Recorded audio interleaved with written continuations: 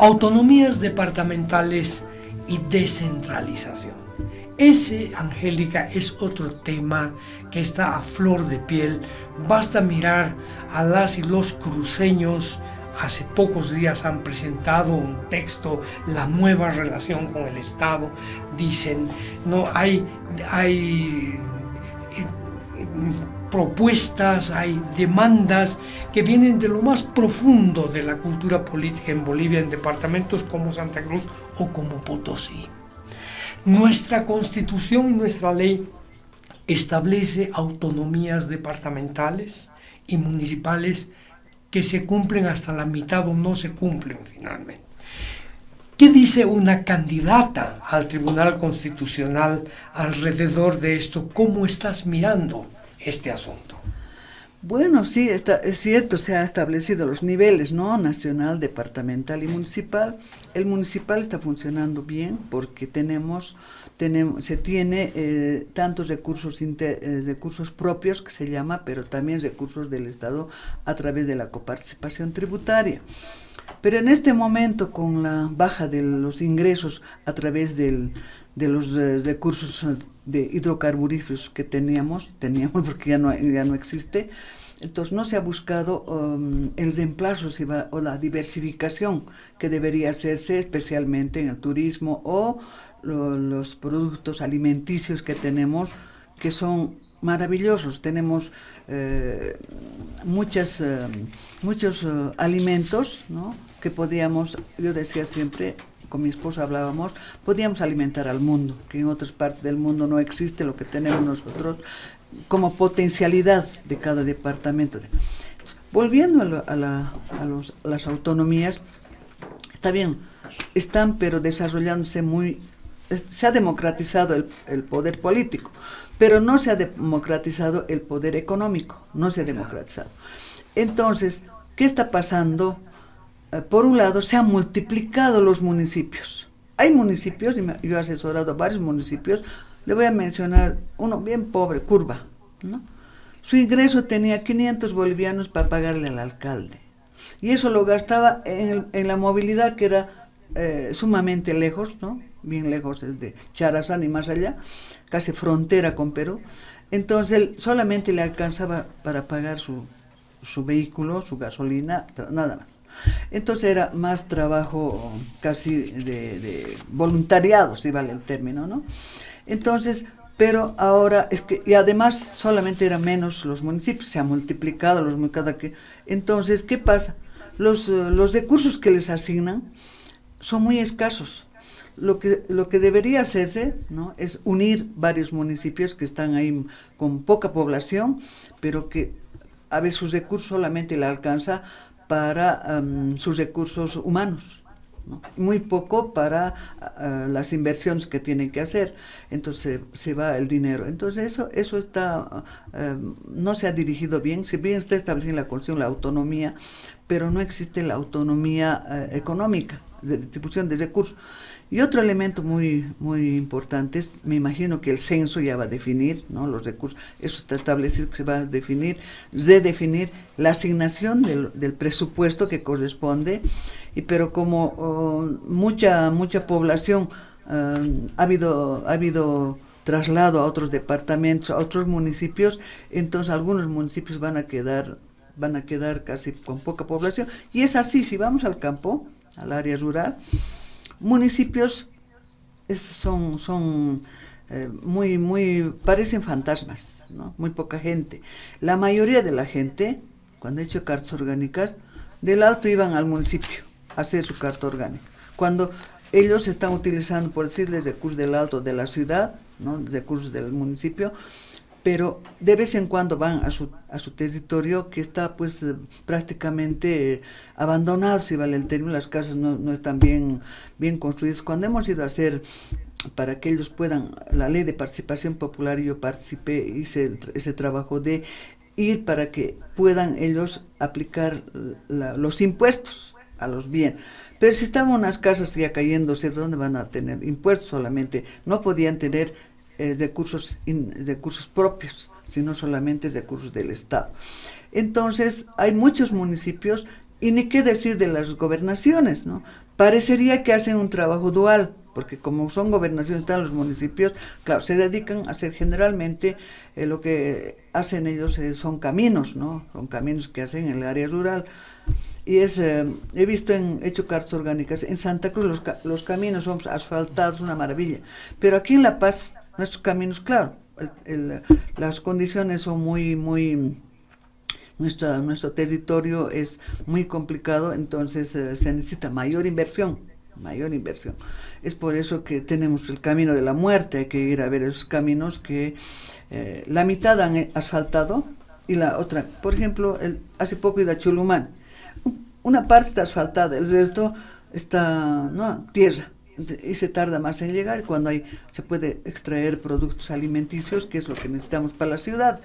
Generalmente están subvencionando esos productos, ¿no? Los campesinos del área rural están subvencionando a las ciudades porque pues no tienen condiciones, no tienen, por ejemplo, riego, que es muy importante, ¿no? En algunos lugares no tenemos agua, riego, caminos, los caminos que van a cortar. O sea, es muy complicado, pero había que esperar que son dos temas los que nos has tocado, y le vamos a dar paso a alguien que quiera participar o a dos personas que quieran participar también, pero quiero aclarar que hay dos temas que ha tocado Angélica con claridad. Uno es el tema del presupuesto y las competencias. A mí me da la impresión, Ángel, que después de la intervención vamos a hablar un poquito de ello, que a los municipios y a los departamentos se les han transferido competencias estos últimos años. Más competencias, con lo cual uno dice que bien, le están fortaleciendo la posibilidad de actuar al gobierno, pero no se les ha transferido presupuesto. Vamos a hablar del presupuesto al respecto. El gobierno central se come el 85% del presupuesto y deja el 15% para municipios, gobernaciones, universidades, y les transfiere competencias. Vamos a hablar de ello. No sé si hay alguna persona entre los participantes que quiere decir algo y preguntarle algo a Angélica Siles, nuestra candidata al Tribunal Constitucional por el Departamento de La Paz. Sí, la palabra, Julio. Adelante. Buenos días. En principio, saludar a la doctora Angélica Siles Pagado, candidata al Tribunal Constitucional, y desearle éxito en esta su campaña. Esperemos que salga elegida. La doctora ha mencionado que ha dado el ejemplo del municipio de Curva, que está por el sector de frontera con Perú.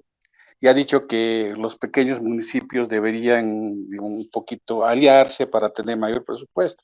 Pero lo veo un poquito complicado eso, ya que, por ejemplo, antes de llegar a Charazani, tienes que pasar por Amarete, y en Amarete, por ejemplo, hablan quechua, y en Charazani hablan aymara, y en Curva hablan aymara. Entonces, ahí tienen, de acuerdo a sus usos y costumbres, medio difícil que se puedan, por más que pierdan recursos, juntarse y sacar. Ahora bien, la ley de participación popular les dice que tienen que hacer, la ley 51 creo que les dice que tienen que hacer su POA. Muchas veces estos municipios no hacen su POA, entonces pierden sus recursos. Lo veo un poquito difícil y hay que enseñarles a trabajar a los municipios pequeños, ¿no? Y como dices tú, Julio, el gobierno central les ha dado competencias, mas no les da su presupuesto. Yo quería preguntarle eso a la doctora Siles y nuevamente desearle éxito en esta elección al Tribunal Constitucional. Es cierto, no, hacen POA porque hemos apoyado en eso, hemos hecho no solamente su POA, también sus estados financieros hemos hecho, ¿no? Pero todos los municipios hacen POA. Hacen POA. Todos los municipios hacen POA. ¿Por qué? Porque si no hacen su POA, su presupuesto operativo anual, eso tiene que ser, ¿no? Entregado al Ministerio de Economía. Y si no entregan ese su POA, no les asignan recursos. Entonces, sí o sí tienen que hacer su POA. Hacen su POA. Y les hemos apoyado en hacer sus POA, porque trabajé en Cordepaz y cuando se ha implementado la ley 1551 hemos apoyado en ese tema a los municipios rurales. Entonces, hacen su POA y, por supuesto, está cualquier persona que puede ir al Ministerio de Economía, ¿no?, a presupuestos y como tenemos la Constitución te dice que podemos participar, podemos pedir información, ahí está cuál es su POA, su distribución de sus recursos.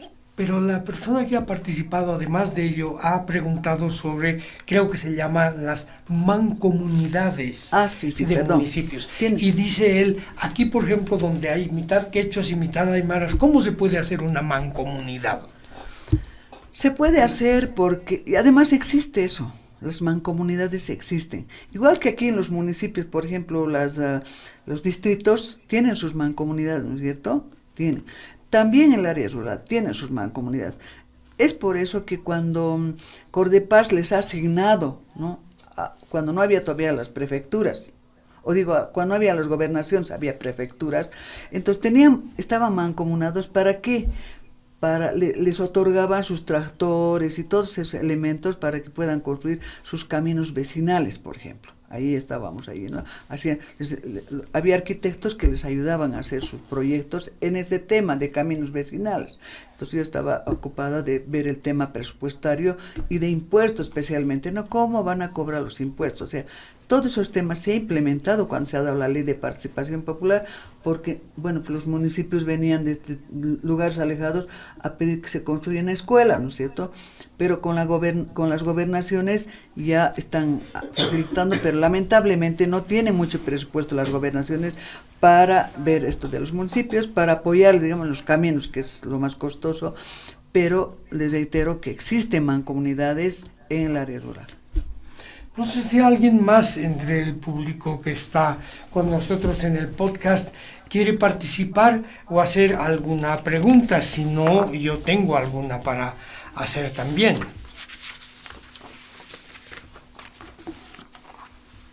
Solo tienen que abrir su micrófono. Bien. Sí, adelante.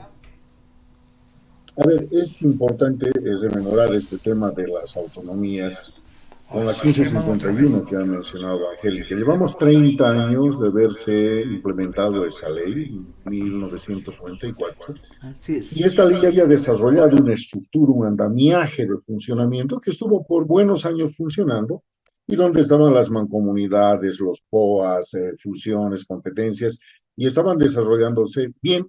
También que, por ejemplo, un alcalde podía directamente negociar un crédito con otro alcalde de otro país. Tenía esa facultad, tenía la facultad de endeudar a su municipio por iniciativa propia y con su propia garantía. Pero bueno, llegó el 2006 y por razones de control político, y esto es importante, Julio, por razones de control político en el territorio, el gobierno del MAS desmanteló toda la implementación que se había hecho y impuso otra ley de autonomías que puso un conjunto de trabas para nuevamente retomar la autonomía, ¿no? Las cartas orgánicas, los estatutos, las elecciones, y esto fue una trampa, esto fue un ardid, porque finalmente hemos terminado exactamente más centralizados que antes. Se han asignado competencias para simular que se quiere hacer a los municipios sus cosas cuando no se les ha dado presupuesto. Entonces esto ha sido un ardid político para control político en el territorio de la gente. Se está ordenando el tema de gobernaciones y municipios. Mira tú, aquí en Oruro y en otros lados, la gobernación es la que maneja la piscina olímpica, la gobernación maneja el coliseo. ¿Qué tiene que ver la gobernación manejando cosas que son parte del patrimonio municipal? Este desorden tampoco lo resolvió este gobierno.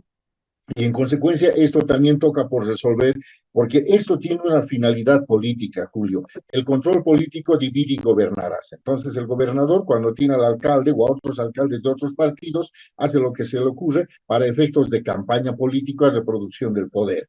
Los alcaldes hacen exactamente lo mismo. Entonces, esto no está funcionando bien, esto tiene que corregirse. Y reitero, 30 años de una ley que ya estaba implementada, ya había las TCOs, los territorios comunitarios de origen, estaban las OTBs, estaban como personalidades jurídicas y podían hacer sus gestiones por cuenta propia. Hoy no. Hoy no hay las OTBs, no hay las TCOs, y ha quedado todo eso desmantelado y se sigue insistiendo en una ley de autonomías que ya no tiene ningún sentido porque es una ley tramposa, es una ley impostora. En consecuencia hay que hacer un nuevo rediseño, pero ya tenemos un avance que fue la 1551. Y para finalizar, Julio, 2/3 del ingreso del aparato estatal debería terminar descentralizado, terminar en los municipios y debería quedar 1/3 para el Poder Ejecutivo. Y eso supone también la distribución de ítems. Si tenemos 600.000 funcionarios públicos, debería irse 2/3 debería irse a lo que son los municipios y las gobernaciones para un manejo eficiente, porque tiene 600.000 funcionarios públicos más lo de la gobernación, más lo del municipio, se te acabó la plata. Entonces, ¿cuál es la función? ¿Hacer una agencia de empleos o hacer descentralización y autonomía? Con esto, Julio, concluyo esta mi intervención reiterando, ya estaban las cosas construidas, se las desmanteló por razones de control político y un gobierno que vaya a venir, en este caso, tiene que ser absolutamente serio y tiene que dar una autonomía ya por ley, que empiece a funcionar. No fue tanta parafernalia con el 1551. En cambio, la última ley de este gobierno fue realmente desastroso porque fue toda una parafernalia para poder tener autonomía. Gracias, querido Germán, por tan enfática intervención. Sí. Evidentemente es un tema central que además va a tocar el Tribunal Constitucional seguro, porque ha llegado la hora de una revisión profunda donde algo se va a tener que decir desde este ente que controla la ley, que controla el cumplimiento de la Constitución. Angélica, por favor. Sí. Bueno, sí tienes razón, ¿no? Por eso precisamente no se desarrollan los municipios cuando deberían desarrollarse, ¿no? Están en el territorio, y están, como le dije, abandonados, donde se va, no están. ¿Qué pasa, por ejemplo? Están en los municipios rurales, no hay jóvenes, se vienen a las ciudades. Después no tienen, o sea, no tienen condiciones para vivir, ¿no? Entonces hay que implementar pero eso es más tema de gobierno, digamos, ¿no? Tiene que ser de políticas públicas que les apoyen a los gobiernos rurales, pero lo más importante, los recursos económicos, ¿no?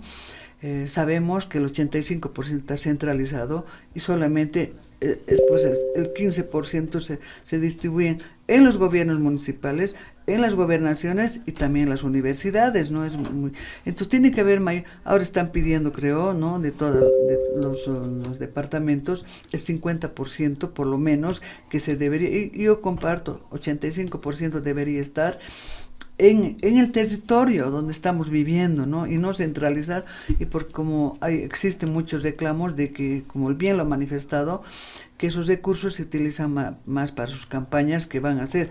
Entregan una cuadra, cuando no es así, ¿no? Ellos tienen que resolver sus problemas. He trabajado también en la alcaldía, ¿qué se veía ahí, no? Se veía que de 5,000 volvían peleándose, o sea, una miseria, ¿no? Cuando hay más población, tiene que tener mayores recursos. Ahora, por supuesto, donde hay menos población, incentivar, darles mejores condiciones de vida para que los jóvenes no dejen. O sea, ¿qué significa? En otras partes por ejemplo, viajar a Estados Unidos, en el campo tienen mejores condiciones que en la ciudad.